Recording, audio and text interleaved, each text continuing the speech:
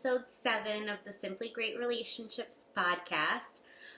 We're glad that you could join us today. We're talking about a really good topic I think will resonate with a lot of people. Mm-hmm. I'm Marina. This is Meredith Silversmith, and we are excited to bring you this episode on how to happily divide and conquer household tasks. Yeah. Make sure you stay until the end because we've got a great bonus for you, and we'll let you know how to get it at the end of the podcast. Mm-hmm. Happily divide. Happily being the key word. I think Marina and I see a lot of couples that come in talking about how just trying to get the housework done, just trying to get through the chores of the week, ends up in major fights. So the question that we put out is it really worth your energy to do that? Do you really want to fight about dishes for the whole weekend? Like, really? Yeah. I've seen some real level 10 catastrophe, like, ring the alarms type fights over such mundane, like, minutia. Yeah.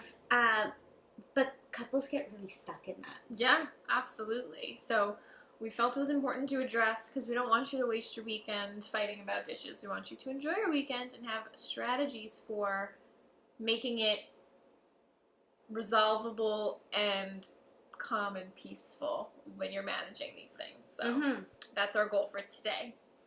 I think another, a really big piece of that is that how you deal with conflict around these smaller issues like laundry, dishes, garbage, all that stuff actually has a deep impact on the quality of your relationship. Just because it's a small issue, if it's turning into a knockdown, drag-out fight once a week, that's affecting you. Yeah, and I think it ties back to quality of life, which is something we've talked about a bunch of times before. Does it really help your Tuesday night and relaxing after work and spending some time together, watching your favorite show, if you're angry and hostile and contemptuous towards each other because dishes weren't done or because the garbage wasn't taken out at the time you wanted it to be taken out? Like, how is that actually day-to-day impacting your quality of life and the quality of your relationship? And it always, genuinely makes me sad to see when these little things get in the way of that day-to-day connection and enjoyment. Yeah, absolutely. And, I don't know if you were with us last week, our episode on compromise, episode number 6, that's a really great cheat sheet we gave away when it comes to compromise cheat sheet. Yeah, very valuable for managing household tasks. Because again, this is an opportunity for understanding and compromise. So if you didn't get it, go back to that episode and be sure to get the cheat sheet because you could use it with this stuff today. Yeah, because this is stuff that comes up for everybody. Like dishes, laundry, those are some really common ones I hear. Garbage. Yeah. Who's taking the garbage out? Who's putting the garbage to the curb? Who's bringing the garbage cans back in? Oh my goodness. So many fights around the garbage that I hear from couples. What are some other common ones that you hear? Well, I could say that Tom and I argue about pet care. Yeah. We definitely argue about that. Guilty. George and I argue about pet care. And you feed the cat. No, you feed the cat. Yeah. I did it yesterday. That comes up a lot. And cleaning. Whose responsibility it is to clean what, when guests are coming over, is it my family, is it your family, well, you're the one who invited them, so you should clean, There's a lot to be said, I think, around that kind of stuff.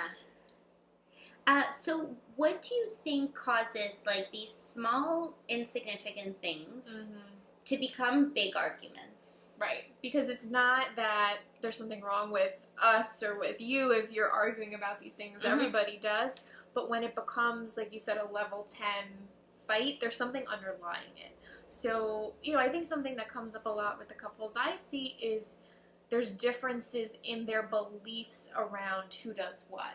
So whether it's how they grew up, right? Well, my mom did this and my dad did that, and I saw that work really well, or the opposite, I saw that work really poorly, so I want to do it differently. Certainly gender roles can come into play, and, cultural background, really the again, it comes back to beliefs and values. Yeah. What we believe should be, if those are different from partner to partner, that's an easy way for these day-to-day tasks to turn into an argument. Yeah, and I think what flows in with that is, like, if you've never had that conversation and you haven't established this shared vision of this is how we want our relationship to flow, and a part of how we want our relationship to flow is managing these little things, and establishing those day-to-day expectations and day-to-day rituals, you're going to run into a lot of trouble because you're both functioning from completely different sets of assumptions. Yeah. And I think couples are super good at going along with the belief of my assumptions are your assumptions, when that's not true. No, definitely not true. That's a really good point, actually. Expectations, having shared expectations, that's a big one. And I think the other thing that we can surmise if these arguments are happening a lot is there may be deeper unresolved conflicts between you. So you might be sort of like pushing them down or sweeping them under the rug and not addressing them, so that when your husband doesn't do the dishes when he said he was going to, or when you didn't pick up the groceries when you said you were going to, it becomes a huge deal because it's another thing on the list of disappointments, on the list of letdowns, on the list of reasons I can't trust you. Yeah, and how that usually looks, just so that people can help self-identify if this is happening for you, is maybe it's your partner's turn to do the dishes, and they didn't do the dishes, and you come home and you're tired, and it's not like, oh, honey, I noticed you didn't do the dishes. We talked about it. It's your turn tonight. Was there some sort of impasse? It's, why can't you ever get anything right? Why are the dishes not done? Don't you care about me? It's more like this conversation's not about the dishes. Right. Anymore. And it's got your four horsemen, it's got your harsh startup, it's got your criticism, it's got your contempt, and it's really about, like, finding a small channel to talk about a bigger problem. And it's not really an appropriate channel, and it's not really an effective channel in terms of compromising, getting to yes, getting your feelings heard, any of the stuff we've talked about. Yeah, absolutely. And I mean, sort of like what we started discussing just now is what's underlying it. So again, it's not about the dishes, it's not about the laundry, there's something deeper there. So what is that? I think what comes up with a lot of couples, and even for myself, and I'm sure for you as well, like, in that moment, that snap in your brain is, I'm not feeling important, I'm not feeling valued, I'm not feeling cared about, right? If my voice is not heard. My voice is not heard, like, as irrational as it might sound in that moment, you may say to yourself, if he really loved me, he would have realized how important it is to me that the dishes be done, and he didn't do them. So that means what I say is not important. Like, we can really spiral down the rabbit hole. And then we're connecting a lot of dots and creating a really faulty belief system and argument, and putting, like, these contingencies on how our partner shows us love. And it's just setting your relationship up for failure, really, when you go down that spiral of thinking. And what I really, moments that I really enjoy in couples therapy are when something like this has happened and we're processing it together, and one partner will be brave enough to share their spiral down the rabbit hole, and it'll look a lot like that. And the other partner will hear them and reflect and validate and use the communication strategies from episode 1. And then when I switch roles and partner the second partner who didn't do the dishes, when we talk about why, they're like, I forgot. I came home and I got involved in some, a work email, and then I went to the gym, I forgot. Like, it really can be as innocent and simple as, it slipped my mind, I'm human. Yeah, and it's, a really nice moment to see when that happens, because you realize, like, your partner is not out to get you. Like, your partner's intention was not to make you feel that way. Right. It's that mismatch in the message that is being sent versus the message that's being received that we talked about in episode 1. And when you're able to really internalize that and give your partner benefit of the doubt for being human, and realize, like, well, maybe the silver lining is that we need to have a totally different conversation, not about dishes, but about a certain emotional thing in this relationship. You can take a lot from that. Definitely.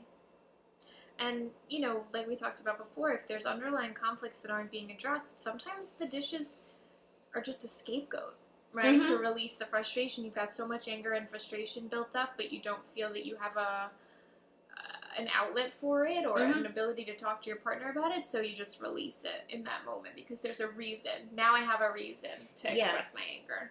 Yeah, and that's really unfortunate because anger, you know, the iceberg model, anger is just the tip of that iceberg. There's a whole lot of emotions that drive that, and you do much better coming to your partner saying, I feel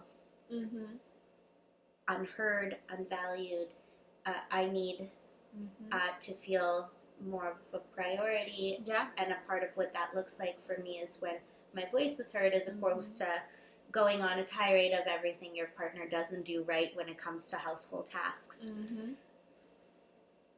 So another thing that I see, and I wonder if you see this also, is some of these expectations and standards really come from our families and are set by our parents. And when we don't have those conversations about, like, where these expectations come from, a lot of room for headbutting comes into play.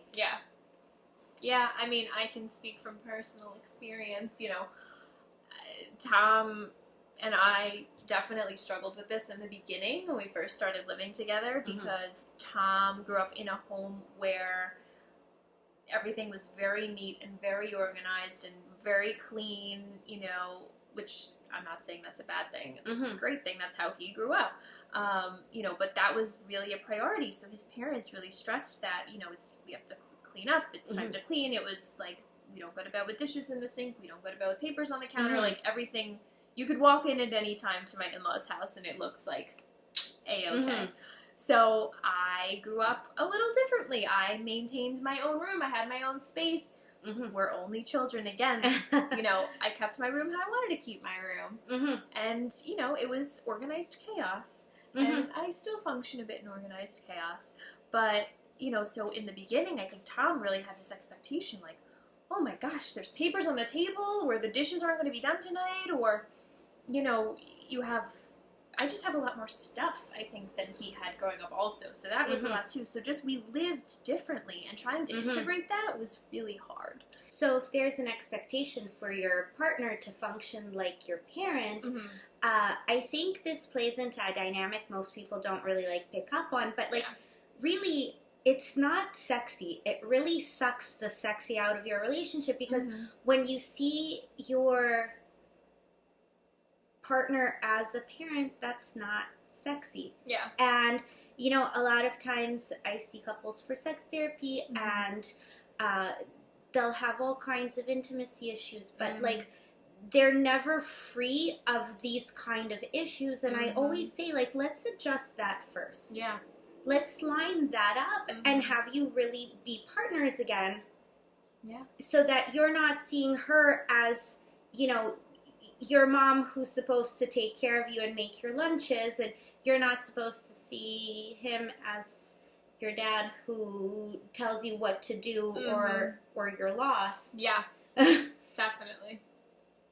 So I think that's kind of a backdoor issue that a lot of people don't pay attention to, but I really encourage you to pay attention to that. Has your love life, has your intimacy been a little off because you have these kinds of expectations? Yeah, absolutely. And, you know, the other thing I think that comes up here, you know, in terms of expectations is we all hear from our clients or just from friends, right? Oh, I hated the way my parents did it. I'm going to do it differently. Or I loved the way my parents did it, and I want to do it just like that. So you got to think, did your partner grow up in a really chaotic household and either feels comfortable in chaos or wants the exact opposite and wants really clear structure? Did they grow up in a disorganized house and now they really want order and, calm? Did they grow up in a rigid house and now they need to really go with the flow? Like, you've got to get that deeper understanding of where your partner's coming from, how they lived growing up, and what they're bringing from that into your relationship so that you can navigate these kind of issues and not butt heads all the time. Yeah, I mean, understanding where your partner's feelings and needs come from is really the key to compromise, which is what we talked about last episode. And it's an easy conversation to have, but it's such a valuable one. And it's like, I can totally relate to this, like my mom sounds kind of like Tom's mom, super cleaner. Everything was pristine and, hospital level disinfected. And I felt like that was always very rigid. So to me, when I moved out on my own and then later with George, I was like, I don't care. Like, it's good enough. Yeah. It looks tidy. It's good enough, But George is more like, he likes a little more order, a little more, like, for things to be a little more pristine, I guess. And until we got where each of us was coming from, we couldn't really compromise to a middle ground. But then we compromised to a middle ground because I understood the things that were important to him, and he understood that to me, like, it was more important for us to spend quality time in our free time, and like, I don't associate cleaning with quality time. Yeah. And that was a big kind of push forward in our relationship. Absolutely. This is important. It comes up a lot. Yeah, it does. Every day it can come up, right? Yeah. So we want to give you some practical strategies that you can use today to manage these type of conversations a little differently. So, I mean, my number one suggestion, which, to be honest, I struggle with sometimes, is don't talk about it in the moment. Because in the moment, you're probably flooded. In the moment, you've noticed whatever wasn't done or wasn't done the way you wanted it. You've just seen it. It's triggered something in you. Now is probably not the best time to address it because it may not come out as constructively as you'd want it to. So take some time, 20 minutes, calm down, read a book, watch a TV show, do something to reduce flooding, and gather your thoughts on how you want to address it. You're not going back in time here. You're not going to rewind the tape and have your spouse do the dishes before you get home. It's not, you can't change it now. All you can do is focus on the future and getting a better understanding and a better plan for then. I think that's a super important point to touch on. The fact that, like, nobody's got a time travel machine. Yeah. You can't go back to 3 hours ago and make your partner do the dishes that they didn't do. Yeah. And guilting and shaming them about it is not going to get you anywhere. Yeah. And using harsh startup and using criticism is not really going to get you anywhere either. You really need to soften that startup and express your own thoughts and feelings in order to be able to move forward. The next one is organize. Organization, very valuable here. And what we mean by organize is, do you even know what are the chores that need to get done? Because I feel like this is one that couples are always like on completely opposite pages when this is a really recurring issue. Like, what are the things that need to, not would be nice, right? Must happen. Yeah, need to get done daily, weekly, monthly, quarterly. Like, is there an organization system around identifying what they are, identifying kind of like how they need to be done, identifying around whose role it is to get them done, and identifying, in what space of time they need to be done. Yeah. Organizing on a very real, very practical way. Yeah. And I think what goes with that is taking into account each other's strengths. So, there's things that I might be better at than Tom, or things that he might be better at than me, or things that he hates and I don't mind so much, so really taking that into account. Like, I don't hate doing the dishes because I can listen to music, I can do stuff, but I hate taking the garbage out. I hate going in the backyard and dragging the garbage pails. Mm-hmm. Like, I hate it. There's spiders. I don't like it. Mm-hmm. So I will do the dishes any day if I don't have to do the garbage. Mm-hmm. So that's something that he and I have worked out that we both feel good about. So really considering those pieces when you're making this list. Mm-hmm. Also switching chores up. Mm-hmm. Because the reality is, like, nobody's like, I love chores so much. Give them all to me. Switching them up so mm-hmm. that you don't feel like you're being, like, punished or, like, you're doing the sucky one and your partner's mm-hmm. doing the easy one. Switching them up is kind of putting in a safety checkpoint to make sure that they're divided, like, more or less equally. Yeah. And, you know, something that comes up a lot, and I think you had mentioned this when we were discussing, you know, just chores in general and preparing for today, was the fights aren't always about whether they got done or not. Sometimes they're about when they got done, right? Mm-hmm. I want you to do it now, or I want you to do it before I get home, or, you know, whatever that expectation is. It becomes, I mean, it's kind of funny. Like, you're laughing. It's funny because it's not even, like, it could get done. It's done. The chore is done. It's over. You can move on with your day, but it didn't get done when mm-hmm. you wanted it to. So noticing that that's at play sometimes, and maybe being willing to be a bit flexible. Maybe being willing to say, oh, hey, it got done. That's good enough for me. Yeah, I think the time flexibility and mm-hmm. the good enough are really big ones here. Yeah. The next one, this is like my golden rule. Maybe because I'm a little bit lazy, but outsource whatever and whenever you can, because mm-hmm. I believe in quality of life over necessarily like just keeping money but being miserable. Like mm-hmm. if you know that your only time with your partner is on the weekend, which like I think we can both relate to, like we both have partners that have long hours, we work long hours, like mm-hmm. my quality time with George is on the weekend. I never ever will sign up for doing a cleanup on the weekend versus spending time with George when I know I can take $80 out of like my going out for dinner mm-hmm. fund and put it towards getting a cleaning person, but spend time outside mm-hmm. going for a really lovely walk with George and our dog and mm-hmm.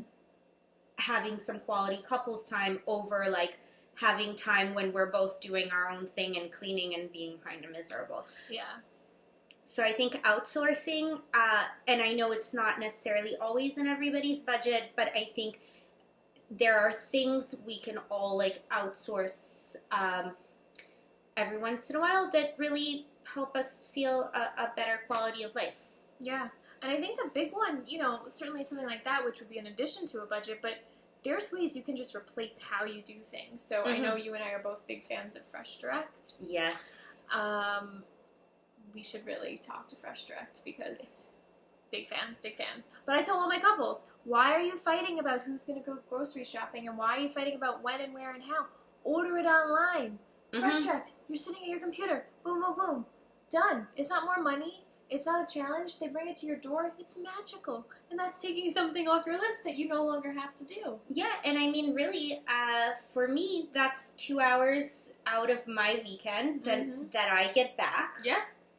And 2 hours is like a really nice walk or a little dinner date or some time with friends. Like, I think it's so much value for not necessarily a ton of money. Yeah. Fresh Direct, hit us up. And I mean, the final thing to remember, especially when we're talking about, is it good enough? Did it get done? You know, no one ever died from the dishes staying in the sink overnight. That is very true. I feel like someone's going to comment and say, actually, there was this one person. But to my knowledge, it's not going to kill you if the dishes stay in the sink one night.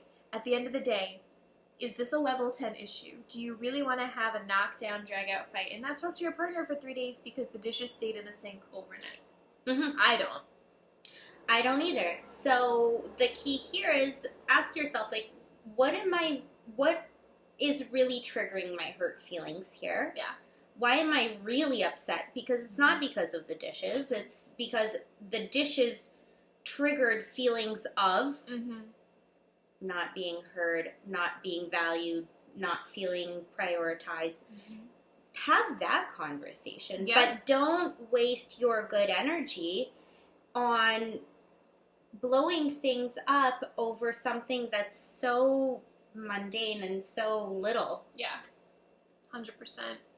So listen, we don't want you to just listen to this, watch this, and then move on with your day. We want you to integrate it into your relationship. So what we've done is created a sample chore schedule that you can steal from us and adapt for your house. So it's broken down into the daily, weekly, monthly, and quarterly, and we've even included some of the most common chores on there. So you don't even have to fill in your chores. You can get rid of the ones that don't apply to you. You can add ones that, you know, we didn't include, but it can't get much easier than that. So take advantage. Go on our website. You can download it at simplygreatrelationships.com/007 download, and just bang this out with your partner real quick and see how much smoother your week goes. It's really crazy. Enjoy that quality of life. Enjoy your relationship. Yeah. So let's talk about takeaways. What would you say is your takeaway from today? My takeaway would be probably actually what you said about when I think I'm very, sometimes I'm very concrete, and I like numbers and I like science. So when you said that if I order on Fresh Direct, that's 2 hours of time on the weekend that I get back to do with what I want, like that's very concrete. I really like that. So now I'm going to start thinking about things that if I could outsource this somehow, how much time would I get back, and what would we do with that time? How could we invest that time in ourselves or our relationship or just doing things that make us feel good? So I think that was a big takeaway. What about for you?